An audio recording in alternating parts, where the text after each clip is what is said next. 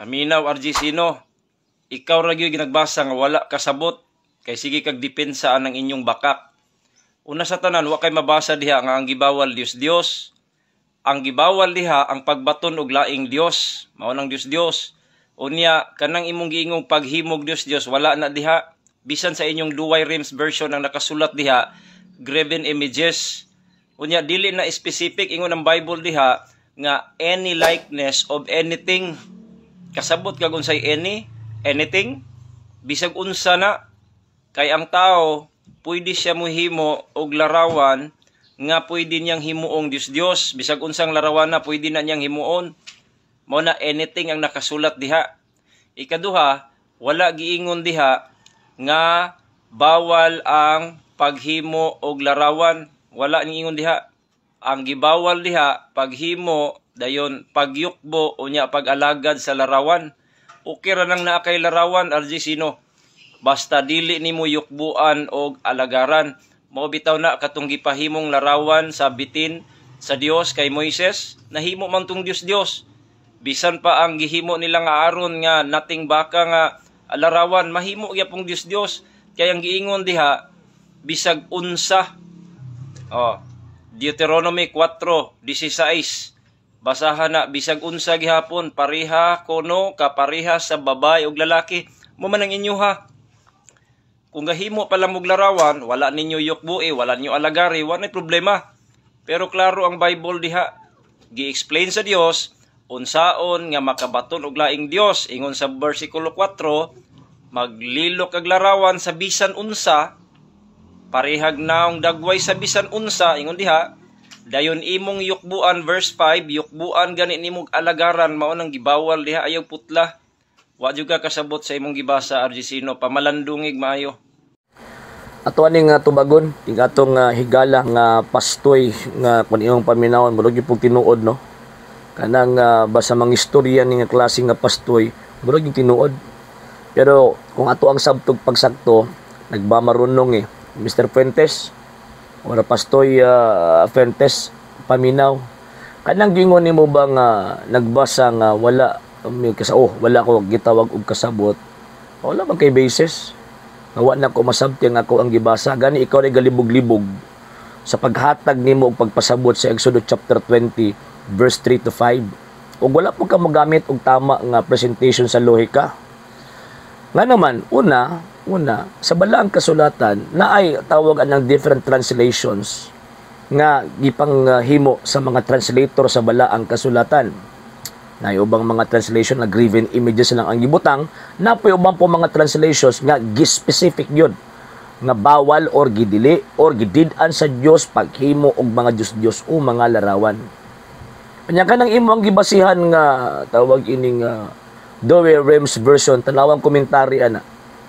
Nga naman, sa hinungdan nga na may formal o dynamic form translation ang tawag ining gihimo sa mga scholars, sa mga Bible scholars. Unya, siyempre, kita nga maghimo og textual criticism, tan-aw na to ang tawag ining textual presentation sa translation, tanawag nato kung unsa gibo ti pasabot kanang gingon na ayaw paghimo og mga linilok nga mga larawan, unsa na nga klase nga mga larawan.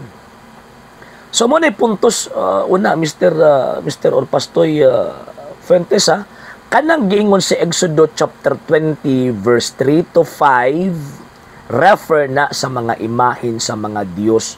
Ikaw na ganyan nag-ingon. Gikot na ganyan nimo ang major premise, ayaw pagbaton og laing Dios gawas kanako. Kay mahimo ang usa ka butang nga Dios kung nagtuo ka na kay profession of faith concerning anang butanga nga kana imong Dios. Mabitaw ang sala latria or idolatria. Idol and latria. Bot ipasabot ni anang maong butanga or ni anang maong tawhana, giila nimo nga imuhang Dios. Mo na miingon ang Dios ayaw pagbaton og laing Dios gawas nako. Tama to imong giingon nga anything yes tinuod na pero specific. Specific in the sense nga giila nimo na nga Dios. Kay para mahimo siyang gitawag og Dios, Dios. When ang Exodus chapter 32 verse 4 to 5 katong larawan sa ating baka, na profession of faith, dali kamo atong simbahon ang atong Dios nga nagpagawas kanato gikan sa Ehipto. Isaiah 44:17. Klaro ana nga mo atubang umingon ikaw mao ang akong Dios. Ang object of worship, ang object of latria gipunting didto sa butang. So kanang giingon din nga bow down og serving them refer na sa act of latria. Mamaruno ning ato ang higala nga tawag ining sulpot ba. So buti pasabot bisag unsa basta naa kay act of latria concerning of the things, living things man na siya or gitawag og non-living things. So, for example, mga images, basta naa kay act of latria nga gisimba nimo sa isip usa ka makagagahom nga Dios, mao nang gidili sa Ginoong Dios. Pero ang atong gistoryahan kanang Exodus chapter 20. Anong gisulti man na sa Dios? Unsa background ana? Nagbasa man ka Biblia, di ba? Ang background ana kabalo ang Dios nga ang mga Israelita naghimo og ilang Dios. Pinaagi sa larawan sa usa ka nating baka. So nahimo tong Dios tungod kay ang nating baka dili man na Dios. Fake God man na, dili man na tawag ining kuan, dili man na makagagahom nga Dios, giilisan nila ang Ginoong Dios.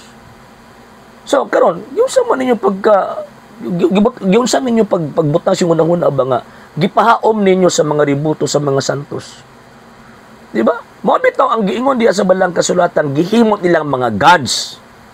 Wa nila gihimo mga saints or images of the saints. Ang simbang Katolika magudtoy para masayod ka, naghatag magud siya og kana bitawng distinction ba between the gods and the images of the saints. Gods sa katong mga Diyos o ganang mga imahen sa mga santos. Mabitaw nga ang tawag na mo ana nga mga butang, mga sacred things. Dili kay mga tawag ining mga idols. Nga naman sa hinungdan nga wala may pagtuong simbahan Katoliko nga kanang mao mga butang nga mga Diyos na or amo ang mga gods. Kaya para maigo mi sa Exodus chapter 20 verse 3 nga ayaw pagbaton og laing Diyos gawas nako. Or para mahimong Diyos ang usa ka butang nga tawag anang amo ang magampo may magsimba magatubang din na. Mahimo na ng Diyos no. Dili na maotoy. Wala kay lisod mo kayo ba nga kana bitang magunahon na mo sa mga butang nga dili mo ipagtuo sa Iglesia Katolika Apostolika Romana pagbutang-butang manggod na. Nya kabalo biat nga ang tigbutang-butang dili makasulod sa gingharian sa langit. So kini mo ang pastuya ni og sa mga mutuo ani may impierno yun. Ano man pataka lang man. Pataka lang man. Okay, lastly.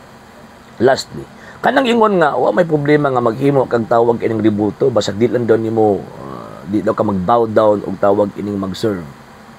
Again kanang bow down og kanang pag-serve nga gisulti sa verse 4 nga anything mamalarawan man sa babayeg sa mga lalaki or even gitawag og tao maghimo ka og act of latria. Wala kong gingon di ba? Kung maghimo ka ana nga violation against that to that commandment. Nakasala ka ng idolatria. Buti pasabot idol and latria. Buti pasabot worshiping of idols. Buti pasabot giilani mo na nga Dios nga dili maoy tinuod nga Dios.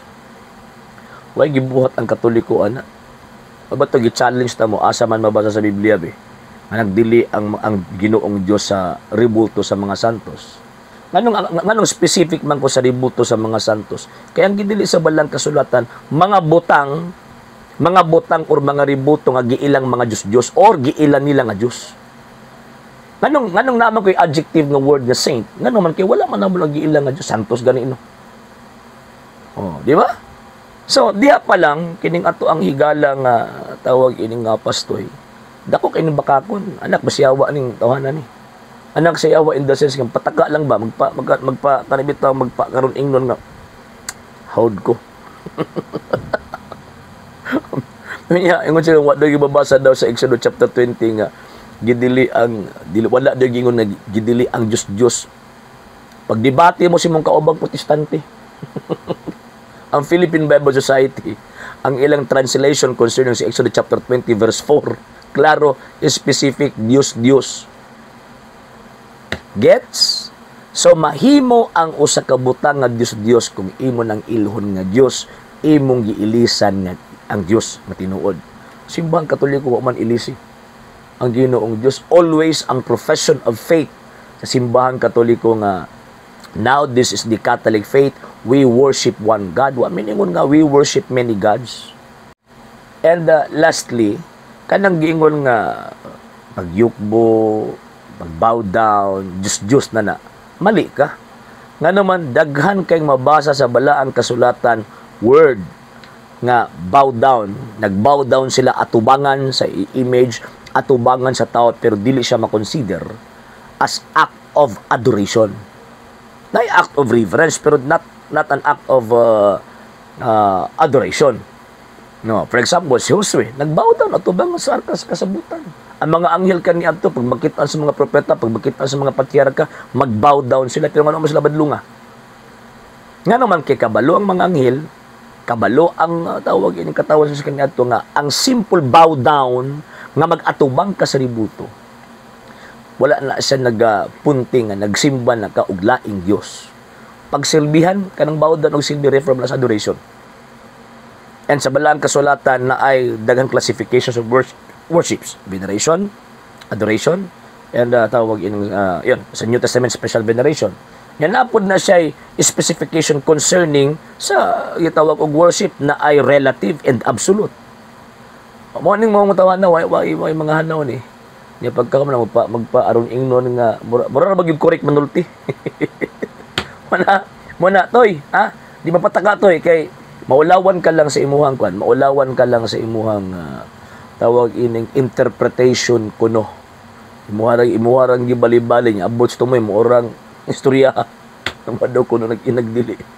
Ang bili abala ang kasulatan Diyos anything pero ang tumoy Diyos gihapon bangaga gid mo.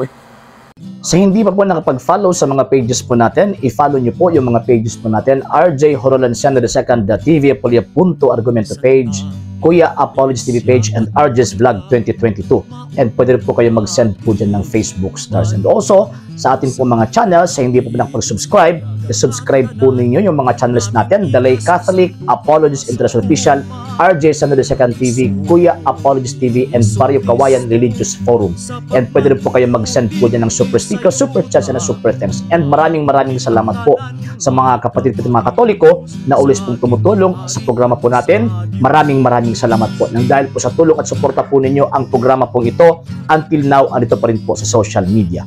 And until now din po, nangangailangan pa rin po tayo sa tulong at suporta po ninyo dahil wala po kami magagawa rito mga sir, mga ma'am, kung wala po yung tulong at suporta po ninyo. Sa gusto pong tumulong, sa gusto pong sumuporta, pwede po ninyong ipadala ang tulong at suporta po ninyo sa pamamagitan po ng ating mga account numbers dyan po sa ating pong screen. And pwede nyo po kaming i-message sa ating pong page kung via remittance po yung papadala po ninyo. Maraming salamat po in advance.